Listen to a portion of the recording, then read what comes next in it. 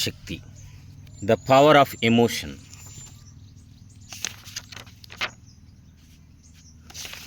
ముందు మాట, యద్భావం తద్భవతి. ఎవరి వాస్తవాలకు వారే సృష్టికర్తలు. మన జీవిత అనుభవాలకు సంపూర్ణంగా మనమే బాధ్యులం. As you so you reap. As is with in, so is without. You create your own reality. నీ వాస్తవానికి నువ్వే సృష్టికర్తవు. We are completely responsible for our own life experiences.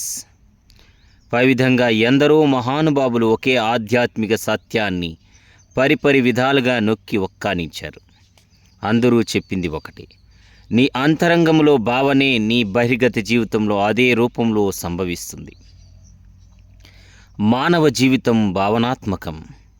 ఆధ్యాత్మికంగా త్రికారమును అయిన వాక్కులు, మనస్సు మరియు కర్మలు ఎట్లుండునో మన హృదయంలో భావనే ప్రధానం.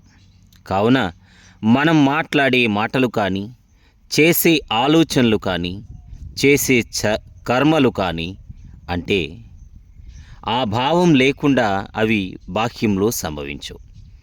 అదే భావనా శక్తి అంటే మన అంతరంగంలో నుంచి వెలువడే భావనే బాహ్యంలో మన భవితగా మారుతుంది. అదే శ్రీకృష్ణుల వారు సుమారు 5000 సంవత్సరాల కిందట బోధించిన యద్భావం తద్భవతి. ఈనాడు మానవుడు మనస్సు కేంద్రంగా జీవిస్తున్నాడు. కానీ మనము మానవ దేహాలలో కొలువుండే దైవాలము. మనము ఇప్పుడు ఆత్మ కేంద్రంగా జీవించాలి.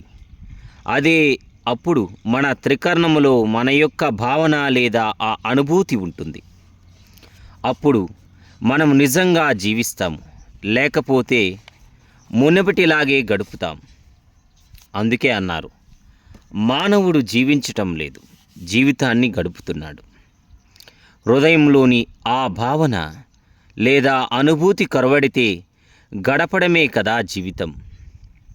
అనుభూతి ఉంటేనే కదా జీవించటం. మరి అదే కదా ఆత్మ కేంద్రంగా జీవించటం. ఈ విషయాల యొక్క విశేష వివరణాత్మకమైన విశ్లేషణయే భావనా శక్తి అను పుస్తకం. ఈ పుస్తకం ఒక ఆధ్యాత్మిక జ్ఞాన సమీకరణ. 9 ప్రతి పువ్వులు మకరందాన్ని స్వీకరించినట్లు ఈ పుస్తకంలో ఆధ్యాత్మిక జ్ఞానం ఎందరో మహానుభావుల పవిత్ర వాక్యాల్లో నుంచి, గ్రంథాల్లో నుంచి స్వీకరించబడింది. మనది వసుదైక కుటుంబం. విశ్వమాలమాలి అంతా ఒకటే కుటుంబం. కావున ఆధ్యాత్మికత, ధ్యానం, జ్ఞానం ముఖ్యం తప్పించి మతాలు, సాంప్రదాయాలు, ఆధ్యాత్మిక సంస్థలు, గురువులు ప్రధానం కాదు. ఏం చెప్పారన్నదే ప్రధానం, కానీ ఎవరు చెప్పారు అన్నది కాదు ప్రధానం. మానవుడు దివ్యాత్మ స్వరూపుడుగా రూపాంతరం చెందే అమృత గడియలు ఆసన్నమయ్యాయి. అప్పుడు ఆ భూతల స్వర్గంలో విలసిల్లేదే కేవలం ఆధ్యాత్మికత, ధ్యానం, మరి జ్ఞానం అంతే తప్పించి ఇంకా మతాలు, సాంప్రదాయాలు, ఆధ్యాత్మిక సంస్థలు కావు. ఆటవిక మానవుడు శారీరక శక్తితో అదే ప్రధానంగా జీవించాడు.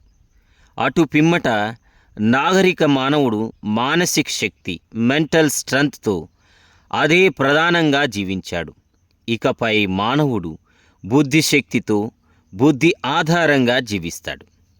బుద్ధిలోనే కదా జ్ఞానం ఉండేది, అంటే జ్ఞానమాధారంగా జీవిస్తాడు. భవిష్యత్ శారీరక శక్తిది కాదు, మరి మానసిక శక్తిది కాదు, జ్ఞాన శక్తిది అన్నది ఒకప్పటి మాట. ఇప్పుడు ద పవర్ ఆఫ్ నాలెడ్జ్. మరి ఈ జ్ఞానము మనకు అబ్బేది ధ్యానం వలన. కావున ధ్యానం శరణం గచ్చామి, జ్ఞానం శరణం గచ్చామి, దైవం శరణం గచ్చామి. అటువంటి ఒకానొక జ్ఞాన వీచికయే ఈ భావనా శక్తి.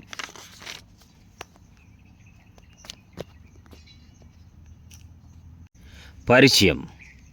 ప్రతి మనిషి తాపత్రయపడేది జీవితంలో విజయం సాధించటానికి, అనునిత్యం ఆనందించటానికి, శారీరకంగానైనా, మానసికంగానైనా, మరి ఆధ్యాత్మికంగానైనా స్వస్థత పొందడానికి, మరి చక్కటి ఆరోగ్యంతో, మానసిక ప్రశాంతతతో, సామరస్యమైన సంబంధ బాంధవ్యాలతో, మెరుగైన ఆర్థిక స్తోమతతో తన ప్రతి ప్రయత్నంలోనూ విజయ పరంపరతో వెదజల్లడానికి, వీటన్నిటినీ అనుభవిస్తూ నిత్యము ఆనందోలికలతో తేలియాడేందుకే. అయితే ఈనాటి మానవుల పరిస్థితి ఏమిటి? శారీరక అస్వస్థలతో, మానసిక అశాంతితో, విరిగిపోయిన సంబంధాలతో, ఆర్థిక లేమితో, ఓటమితో తమ జీవితాల్ని మురుగ్యం చేసుకుంటున్నారు. మరి దుఃఖ సాగరంలో మునిగి తేలుతున్నారు. మరి పరిష్కారం ఏమిటి? ఏమిటి ఏమిటి పరిష్కారం ఒక్కటే. మానవుడు జీవించే శాస్త్రాన్ని, సైన్స్ ఆఫ్ లివింగ్, జీవించే కళను తెలుసుకోవటమే. అంటే ఈ రెండింటినీ మనకు నేర్పే ఆధ్యాత్మిక శాస్త్రంను సమగ్రముగా అర్థం చేసుకోవాల్సిందే. ఆధ్యాత్మికత అన్నది ఒక మహాసాగరం. ఈ సాగరంలో యద్భావం తద్భవతి అన్నదొక కెరటం. ఆధ్యాత్మిక జీవితంలో భావన చాలా ప్రధానమైనది. మరి పైన చర్చించినవన్నీ సాధించుకుని జీవితంలో ఏ రంగంలోనైనా విజయం సాధించటానికి మరియు ఆనందంగా ఉండటానికి మనం కొన్ని భావనలను ఔపోసన పట్టాలి. ఈ భావాలను మన జీవితాల్లో సాధన చేస్తే మన జీవితం నవరసభరితంగా, అంగరంగ వైభవంగా మారిపోతుంది. అవేమిటో చూద్దామా మరి?